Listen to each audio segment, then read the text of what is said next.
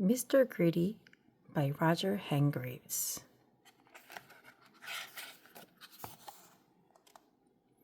Mr. Greedy liked to eat. In fact, Mr. Greedy loved to eat, and the more he ate, the fatter he became. And the trouble was, the fatter he became, the more hungry he became. And the more hungry he became, the more he ate. And the more he ate, the fatter he became. And so it went on. Mr. Greedy lived in a house that looked rather like himself. It was a roly-poly sort of a house. One morning, Mr. Greedy awoke rather earlier than usual. He'd been dreaming about food as usual, and that had made him wake up feeling hungry as usual. So Mr. Greedy got up, went downstairs, and ate the most enormous breakfast.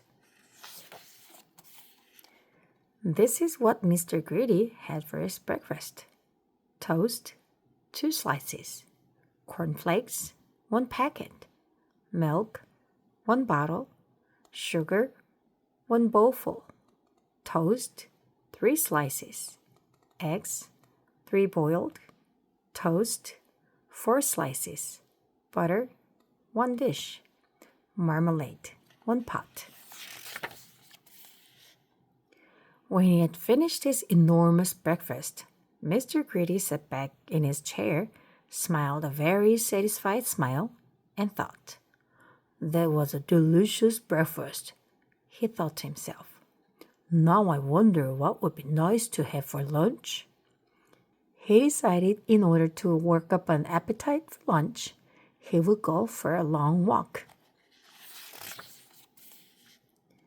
That morning, Mr. Greedy walked and walked and walked. Then he discovered a cave. "That's funny," he thought. "I don't remember seeing that there before." Mr. Greedy, being a curious sort of a fellow, decided to explore. He entered the dark cave. Inside, he discovered some giant steps leading upward. Mr. Greedy, being a curious sort of a fellow, decided to climb them. They were very steep and very difficult to climb, but with much huffing and puffing, Mr. Greedy climbed up and up. At the top of the steps, Mr. Greedy came to a door. It was, without doubt, the biggest door that Mr. Greedy had ever seen, and it wasn't quite shut. Mr. Greedy, being a curious sort of a fellow, decided to see what was on the other side of that door. So Mr. Greedy squeezed himself through the crack in the door, and there before him was an amazing sight: the biggest room in the world. The floor was as big as a field. The table in the middle of the floor was as big as a house, and the chairs around it were as high as trees. Mr. Greedy felt very small. Then he sniffed. Coming from somewhere up on top of the gigantic table was the most delicious foody smell that Mr. Greedy had ever smelled. Mr. Greedy sniffed again, and then decided that he must get up onto the table, so he began to climb up the leg of the enormous chair. It was very difficult, and it took him a long time, but eventually Mr. Greedy stood on the table. Everything was larger than life. The salt and pepper pots were both as big as pillar boxes. There was a bowl of fruit on the table, and Mr. Greedy tried to lift one of the oranges. And Mr. Greedy, being Mr. Greedy, took a bite out of one of the apples there. Then he looked around.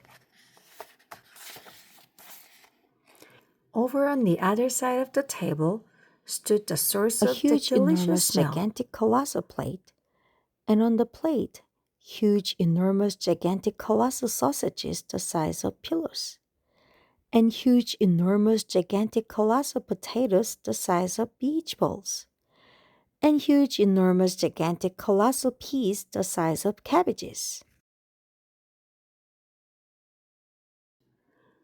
Mr. Greedy hurried across the table towards the plate, and, being Mr. Greedy, began to eat.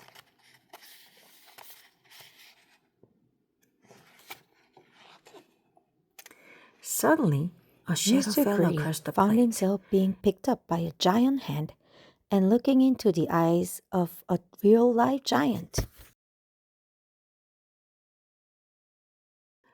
And who, thundered the giant, are you? Mr. Greedy was so frightened that he could only just manage to squeak his name. Mr. Greedy, he squeaked. The giant laughed a laugh as loud as thunder. Greedy by name and greedy by nature, he bellowed. Well, I think, Mr. Greedy, that you need to be taught a lesson.